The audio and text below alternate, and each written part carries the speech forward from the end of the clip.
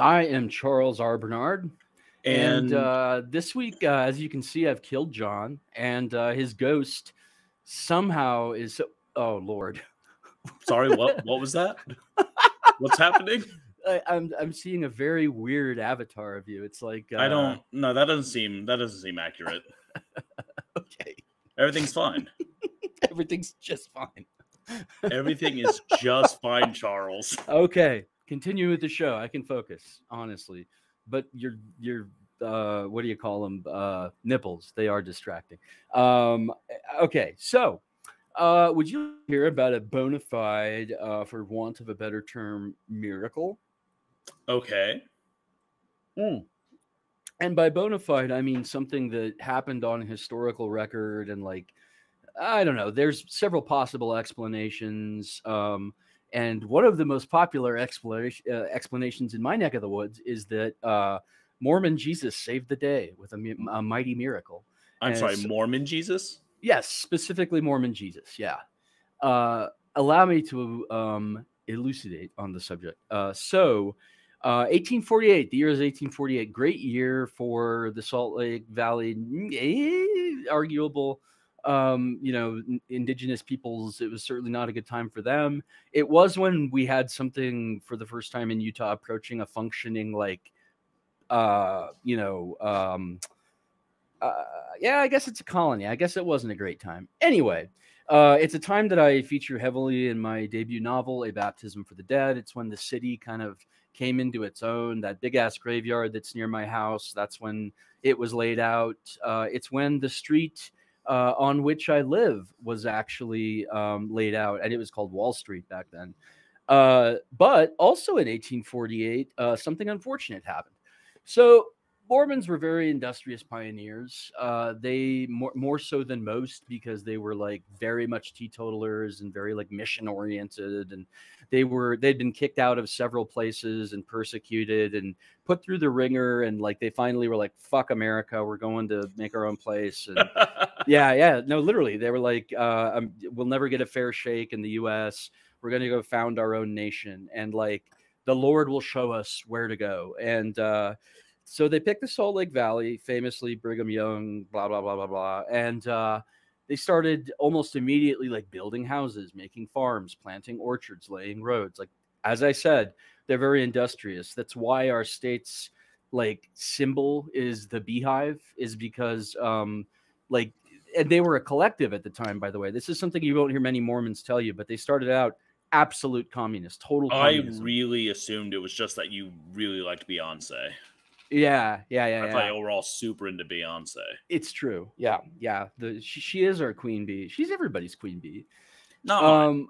Yeah. No. So getting to the miracle, I mentioned the tasty crops and fruit trees that were planted.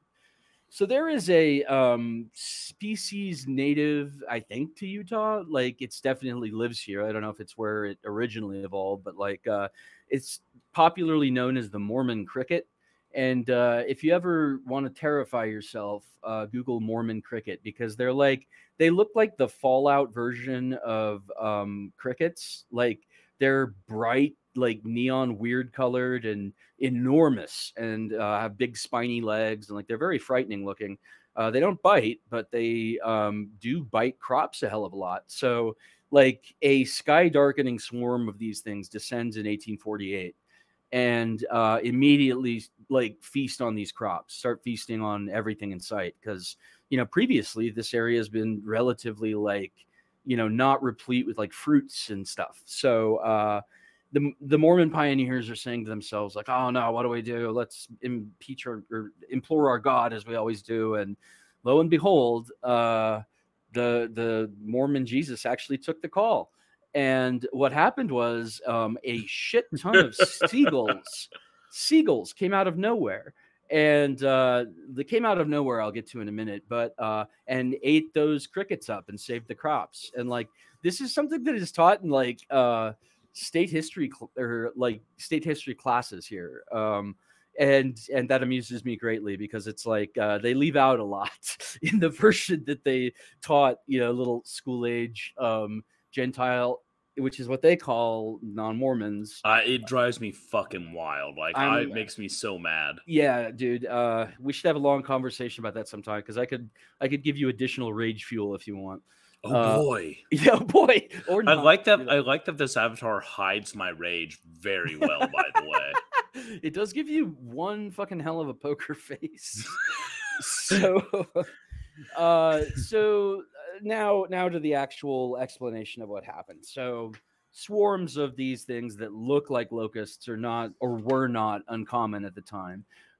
Seagulls actually have like resided on or near the Great Salt Lake for quite some time, and even more so the wetlands that kind of surrounded, there's still a couple of them left, the Great Salt Lake, were like a major migration stopover point for birds because it's just like desert, kind of a big ass oasis, and then on they go, and yeah, like so these seagulls were just chilling like they always do. And like the Mormons planted their crops, seagulls probably didn't give much of a shit. Then like lunch came to them. So yeah, it was a veritable buffet. And I believe what you call a shitload of insects is a swarm in most cases, right, John? I feel like that is an accurate description. During Pesach, we call one of the plagues swarms. Several of the plagues are swarms. We have the swarm of locust, obviously, which are a form of insect. There are swarms of frogs, which is always sounded just adorable to me. Swarms of death of the firstborn. Yeah, that one's a bummer. That's a rough one for a lot of reasons. That was good old Samael, if I'm not mistaken. It's fun. Okay, fun is relative. Theologically speaking, it's fun because Samael is kind of just the angel of death. Yeah. And so, like, sure, Samael is responsible for the death of the firstborns, but technically Samael is also responsible for the death of the lastborns and the middleborns and like the previous born and the future. All of them. Good point. But yeah. You know what? One thing I really love to do, because we never get distracted by theology on this show. Never, ever. One thing I really love to do and kind of dissect is where legends come from. Like, I don't believe that a flood covered the entire earth during the days of humans' existence. I do believe that there was a shitty, massive wet season with tsunamis and floods in areas that freaked people out, and they continue to tell legends about. So if you look at the fact that the Bible is often slams events and time periods together. For instance, the term 40 days could mean 40 days, 40 minutes, 40 years, 400 years. It's like how a piece is used in the South. Like, how long is that going to take? Like a piece, And yeah, it's a bit. A bit is what we say in my parts of the South. Yeah. Okay. Yeah. But it's the same thing. It's going to take a bit. Okay, does that mean like we're going to be like I can make lunch plans, or does it mean that we're growing old together?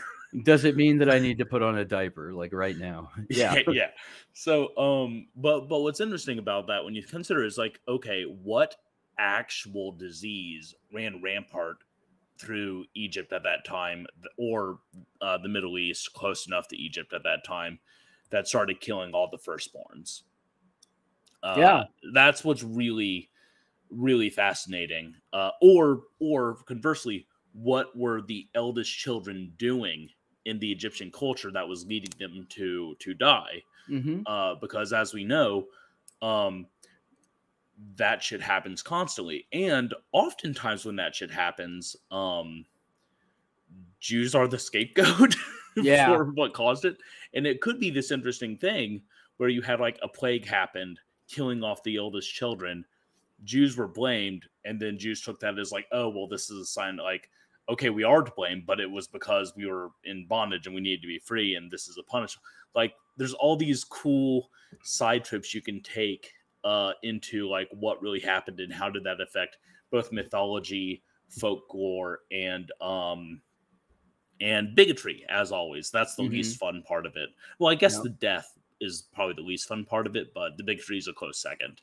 I don't know. Anyway, I get a chuckle out of grim shit. I think the story of Mormon Jesus sending seagulls is amazing, and I'll tell you why. Seagulls are our state bird, dude. Like, we are a landlocked state, and they are our state bird. Yeah. Desiree fucking hates seagulls. She's right too. She grew up in California, right? Oh yeah, that'll on the learn coast, where like whenever she wanted to go eat lunch outside, there was seagull shit all over the what are they called, picnic tables? Yeah, and anywhere with shade. Yeah, and whenever, and for those of you at home who've never had the pleasure, seagull shit is like not a polite little plop on your windshield. It's like big, like imagine a Jackson Pollock painting where every a third color of a is seagull like was poop. white. Yeah, dude, it's ridiculous. Yeah. So, anyway, I enjoyed your story quite heartily. I think it is a extremely fun story. I even brought a monster as well, although mine's a brief one, so you can run it however you want. So I do want to explain. Near the end of quarter, and by end of quarter I mean the last month of a 3-month period. Both my day job and madnessheart.press kind of take off every 3 months in a painful way.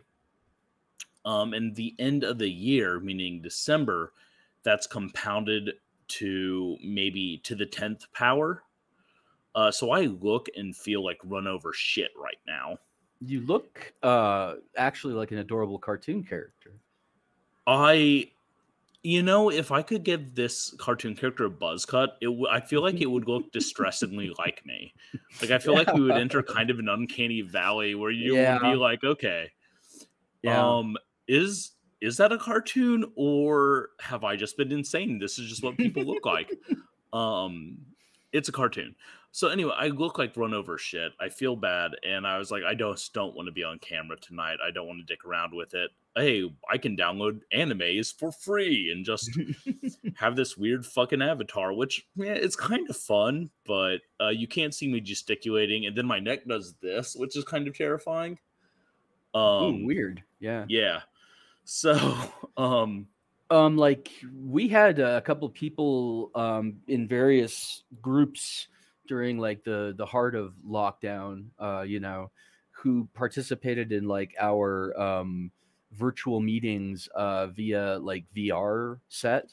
And that was always like very strange because like the body language you can do with that stuff is like a little bit like you, but it like if you made a puppet of yourself, basically. Like I've played around with it. It's fun. It's cool. It's fascinating what we're going to be able to do in the super near future. Oh yeah. We're already in territory that I thought of as pure fiction when I was a kid. You mean like video phones and I'm sure by the time Aziza is working, like you can telecommute via hologram, which is going to be fucking amazing. Hololith, my friend. Hololith. Fucking Warhammer has ruined me for every word in the English language. You sack of shit. Just for that, I was going to talk about tyranid rippers and the tyranid swarm, but no, you've lost that. You've ruined it. Instead, I'm going to talk about the zerg and zerglings, which are not tyranids. Okay. They're completely different. They're completely different creatures. Okay, let's be fair. They're similar but legally distinct. I was going to say they have the paperwork to prove they're not the same thing. Yeah, right. They have the court ordered cease and desist overturned that proves. Okay, so I brought guys. Warhammer is chock-a-block full of swarms. The Tyranids is the swarm, the Devourer swarm. Now, one of the cool things about tyranids, and tyranids are the things that are underneath Charles. Charles, if you'll point to your penis real quick. Point to the tip, which would be to your left, other side. There we go. Yeah. Nope. Other side, and Yep. down. Here. Yeah. And down. Yes. There. Perfect. Those are tyranids. Tyranids are an insect hyperorganism. Yeah. There we go. That can evolve and at an extreme rate and subsumes all organic matter in its path. It's a swarm thing. However, the entirety of the tyranid, like galaxy-spanning threat, may just be one organism. Like a collective organism. Yeah, a literal hive mind with essentially every tyranid is a cell, and all of the I'm trying to remember what they actually call the guys that are psychic, the tyranid psychers. Oh, there are tyranid psychers? Oh yeah, tyrannids are great at being psychic. Holy shit! They can communicate with other psychers, like human psychers. That sounds unpleasant. It's not great. So here's the thing, though. Those are synapse creatures. They're actually called synapse creatures because they are the synapses of the tyranid's brain. And they connect all of the cells and all the loose bits. And they are horrifying. Because like there's big, terrifying tyranids and super powerful tyranids and psychic tyranids, but they are an overwhelmed by numbers sort of critter. And the rippers, which are the tiny little things at the feet of the big thing there, swarm and are tasked with ripping apart all organic matter so it can be vacuumed back up to the hive ships and used to create more tyranids to subsume the next planet. That's, I'm going to go ahead and argue not being like, pro-human extinction at all, as you know. Like, that sounds like the superior way to travel the galaxy to me, actually. You mean rather than ripping a hole in space and going through hell? Well, yeah. And that's also, not great. Pitiful little monkey brains are like, so, okay, we're already like in 40K starting to make use of a little of that technology. Like the, whatever it is, the flare that's on Terra, the something telepathica, that lets everybody travel through the warp. The lighthouse. Yeah, the lighthouse. That's like a psyker hive mind from hell, Yeah. That like burns them all up. But yeah, interesting. So, and obviously, like the orcs have swarms of gobbers and squigs, and I'm trying to think. There's and the various chaos gods have swarms of nurglings or you better fucking believe it. Or the flyblown are my favorite. They're like big wriggly skin sacks full of flies. Like Nurgle has a lot of swarms. I mean, he's essentially the god of swarms. Yeah. Fun guy, loves to laugh. Yeah. I have more. Let me finish up 40K and then you can do your thing and then I'll hop back in. Okay. There's also Necron scarabs. Now we talked about these guys I haven't encountered at all. Yeah. We've talked about Necrons a little bit, and kind of how terrifying they are from a philosophical standpoint. You might remember that they're all essentially like a humanoid race that got tricked into becoming Terminators. There are also Necron scarabs, which are nanobots that rebuild Necrons, tear apart enemy technology, and can build Necron structures fairly easily. They're awful. They're evil. They're not evil. They're just like they're robots. They're robots that do a job. But they also swarm. Charles, talk to me about your monster. I will. Before I go on too deep into my rabbit hole, though, here, that's really interesting because that sounds like almost a realization of the whole. What is it that people who fear AI fear? The gray goose scenario, where it's like if nanobots are programmed to do nothing but make more nanobots, then they like eat everything and anything until there's nothing but like gray goo made out of nanobots. Oh, right. Yeah, kind of a similar thing. I brought a monster who is the hero of the game franchise. I brought and an ability from said game as well. So without further ado, I'm talking, of course, about BioShock 1, the classic game, which I first played on the PS3. It's actually the game that convinced me to buy that system. A friend of mine knew I hadn't owned a system since like an old PlayStation 1, and he invited me over and was like, just watch. And he played about I don't know, 5-10 minutes of that game, and I was like, yep. Went to the place and gave him all my money the next day, and it was great.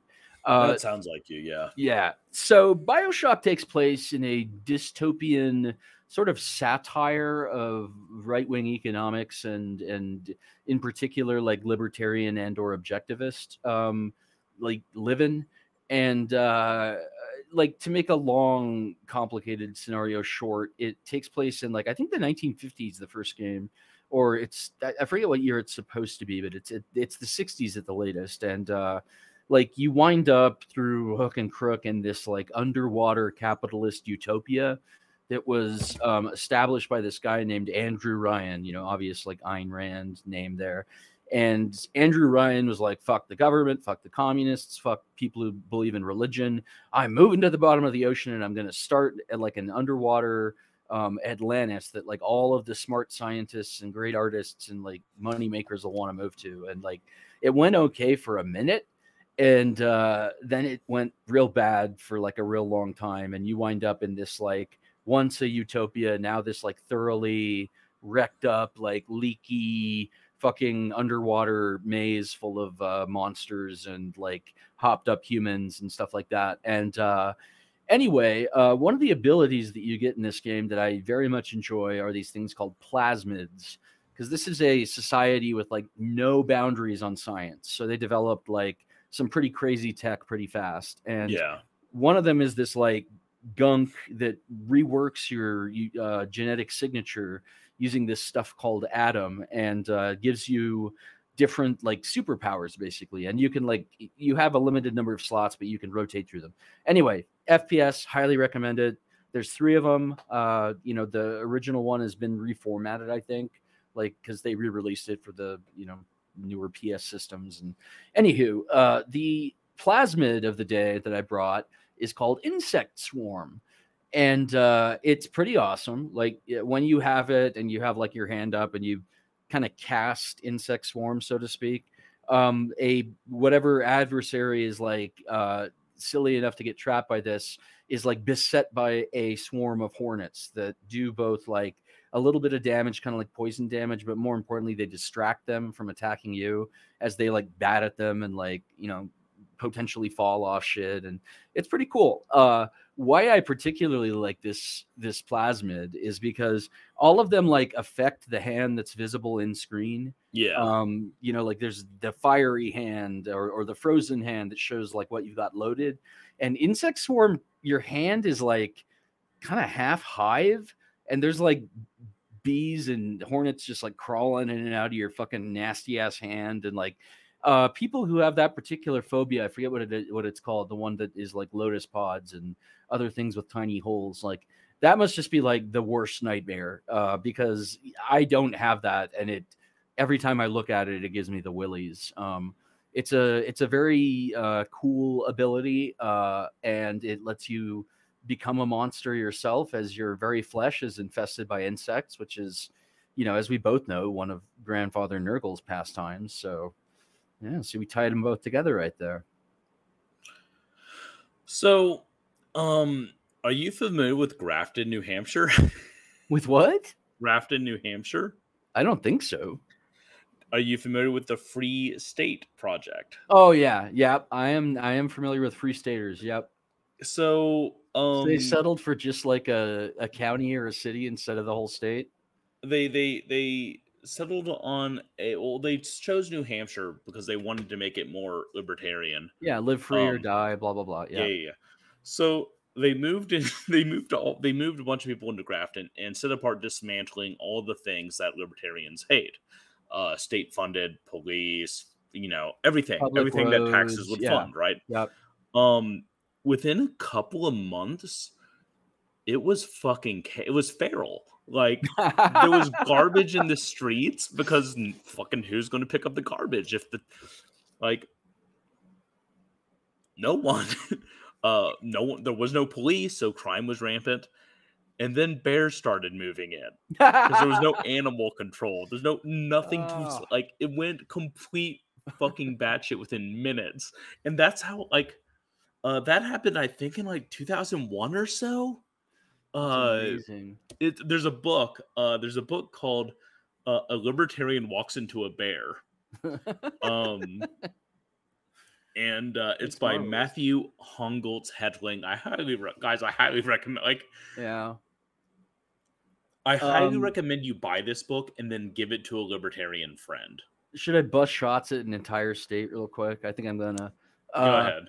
Idaho is basically if that experiment were done with white supremacists and they like maintained power for these 100 and some odd years, because like Idaho is fucking insane, man. Like that's where the Aryan Nations was headquartered. That's like, I mean, it's not a great place. I can't talk. We have Vider here.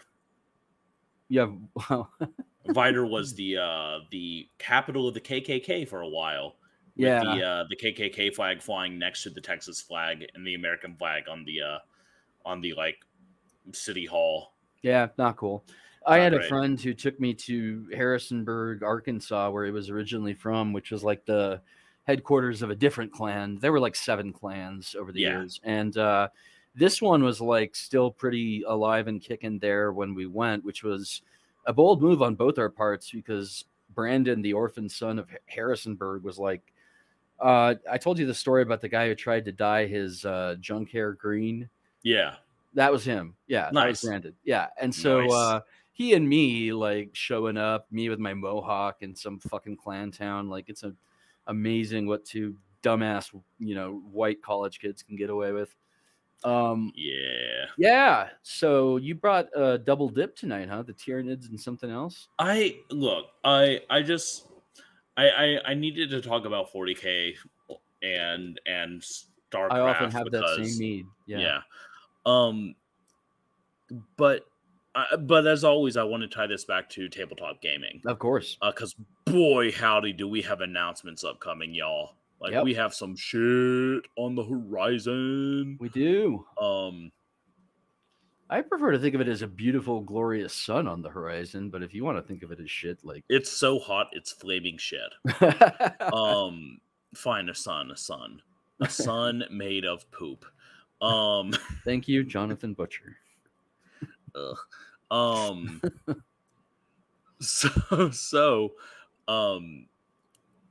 Also one other thing. We are a couple of days away from Christmas. If you celebrate, we hope you have a restful and pleasant holiday season. It's also are there any pagan holidays coming up, or have we passed up the I forget when Lupercalia is because I don't necessarily celebrate that one these days. I certainly don't celebrate Saturnalia because even when I was a member of the organization, I thought that one was dumb because I'm like, yeah, we're hardcore atheists and believers and defiers of gods. Let's celebrate the king of the gods. Like, okay, whatever floats your boat. Whatever you celebrate over the next few days, we hope that's meaningful and pleasant, and that you remain in good health. That said, the best Christmas movie is Gremlins 2, I believe. Wow, bold choice in the Gremlins department. And gremlins are a swarm. Oh yeah, I guess they are, huh? Swarm. Yeah, because like, look, you have never a Mogwai. See just one gremlin. Yeah, you have a Mogwai. Yep. And it's like, okay, I can deal with this Mogwai. Yep. And then gets wet, and it doesn't just like pop up an evil gremlin Mogwai.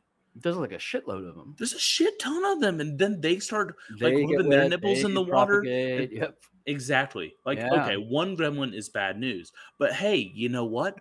One fucking New York sewer rat is bad news.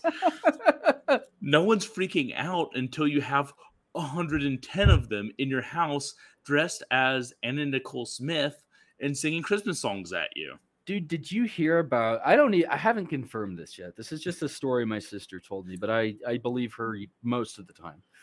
Evidently, there was a guy in New York City who was just bebopping along the street, and Mhm. there was a piece of like concrete that had been eroding slowly for a long time, and the same leak that had eroded it created this giant pit, and the pit was basically like full to the brim with rats. And so this guy is like walking on the sidewalk and like just goes whoop down into this like rat pit that's just like rats all over him, rats all over the walls, and like he managed to like claw his way out, but like they took some like good ass chunks out of him like in the process, But and that was a swarm, is that what was a I'm. swarm of rats. Yeah, Yeah. that's So, terrifying. yeah, okay.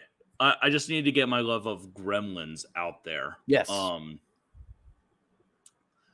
Swarms are really useful for a lot of reasons.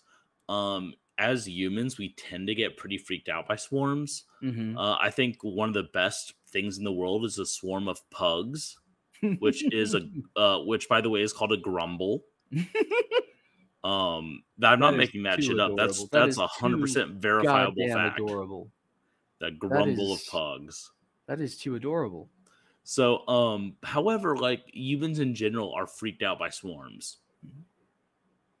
With good Um, reason. Like one bug, no threat, unless it's like something super poisonous. But and even then, you you can have a squash shit, it. Yeah, or you can walk away. yeah. But a Um, swarm like is usually fast moving, although not always. I mean, the great well, tarantula migration every year is pretty slow. well, you're surrounded. You're Yeah. surrounded before you realize you are. It's like we call them a horde, but zombies are a swarm. Yeah. We get all these things that are massive in number, and suddenly something that you could outrun or outthink or outmaneuver has a superior position on you because of the number. Um, so humans can be freaked out by swarms, and players in your game can be freaked out by swarms. Is kind of what I'm getting at there. Um, Beyond that, like uh, it, there are so many rules for fighting large groups in various systems that you can always find the mechanics to fight a swarm. Um, the goal is not to have the swarm kill the players. The goal is to use the space between attacks to describe what's happening. Like, describe the centipedes squirming under their armor, not because they're trying to get there, because there's so many they can't be avoided. Describe the swarm of bot flies that are finding purchase A personal favorite. just above your ankle between the sock and the pants. Yeah. Like like again, they don't even have to do damage. Just describe the terror of being surrounded by something that's either gross or freaky or scary. You describe the legs scuttling on someone. It's great fun. Hmm. So I am pro swarm in using it. I also like, villains that make use of swarms. Very creepy and very sinister. Um, Swarms. I'm pro swarm, I guess is what I'm saying. I'm very pro Um, swarm too. I think that there's like especially when we're talking zombies or anything that's like humanoid, mhm. even orcs or like even to some extent like tyranids or zergs or whatever. Like what it is in a way is a an expression of the eternal human paranoia about the individual versus the collective, right? Mm. And like you can't have all of one or all of the other. Like you've got to find a balance somewhere. And I think that even the most bleeding heart, like communist leftist weirdo like me, like the loss of individuality and the idea of an enemy who has no like rational interest to appeal to, but is just part of this mindless like collective, or there's a mind behind it, but each enemy is just like a fingernail or a toenail or something. Yeah, yeah. I've heard that Fair enough. Romero did the zombies as a specific critique of Well, I've heard two different versions of it. One is consumer culture, and the other one is like anti-communist fervor. I don't know. Either one is cool. So, yeah, we're pro pro swarm both in swarm. games and in reality. I myself am surrounded by a swarm of loving kindness this holiday season. Friends, we have just a few signed copies of Edward Lee's Czech Extreme. And this book Mm-hmm. is not just have Edward Lee's new novella, Vlata Clay, in it. It also has 7 other authors of extreme horror from the Czech Republic, all translated into English and published in English for the very first time. Go to madnessheart.press, and it's the first thing you'll see at the top of our shop page. You can pre-order that. I think we have less than 10 copies remaining. So go pick that up. And go look at like all the other cool ass shit we have on that store, by the way, such Mm-hmm. as A Baptism for the Dead by Charles Bernard over here, It's true. which you can read while you're waiting for his next 2 books to drop this coming year. Yeah. Yeah. Those two will be coming out in, semi short order. And I'm very stoked to be working with Raventail Publishing on that. I'll let everyone know when I have a release date. And in the interim, yeah, grab Baptism for the Dead. If you liked my lead in with the Mormon crickets, it's got a couple little Utah yarns that are based on true facts about the state. Yeah, you can Yeah, it's a find really me. good book. Y'all should all check it out. Yeah, thank you. And John, if people want to find you on the internet and figure out what the hell you're up to, where would I they go? have I have so much coming down the pipe in 2022. It's going to be kind of a wacky year. Mm-hmm. I will say, um, almost immediately, January 1st, the 3rd issue of Stabburger is going to drop on godless.com. If you're not familiar, The Crimes and Passions of John Stabburger is an ode to bizarro superheroes. The character is kind of a mix of the Punisher and Wolverine, who focus exclusively on murdering Nazis. Mm-hmm. So if you are into the wholesale slaughter of fascists, you will enjoy The Crimes and Passions Speaking of John my Stabburger. language, yeah, yeah. If you want to find my other stuff, go to www.kaijupoet.com. I keep that updated whenever I drop something new or whenever I'm published somewhere new. So you can find all that shit there. I have a new article, a new quarterly article in Stranger with Friction about horror in video games. So check that out as well, I guess. Oh, and you can find me at kaijupoet.com. Oh, sorry, I already said that. You can find me on Twitter at kaijupoet. That's what I meant to say. Damn near everything on socials at Kaiju Poet. Yes. Yeah, if you're looking for me on Twitter, you can find me at CR Bernard. If you are looking for this humble pod on Twitter, you can find us at WanMoncast, at WANMONCAST. As always, you can check out pretty much damn near everything we're up to at madnessheart.press. So Absolutely. yeah. I'm Friends, loving this vaporwave, John. It's so soothing. It's like watching isn't a it jellyfish nice? tank. Yeah. So, friends, if you like this crazy thing, like let me know and I'll keep it instead of coming back. I guess I don't know. I'd get real mad real quick. I'm just gonna warn you about that one. I gotta show my ugly mug. So do you, buddy. No, absolutely not. Friends, thank you so much for joining us on this consensual journey we call Wandering Monster. My name is John Baldisberger. I am Charles R. Bernard. And we will be back next week. Have a happy holiday and stay safe, but stay scared.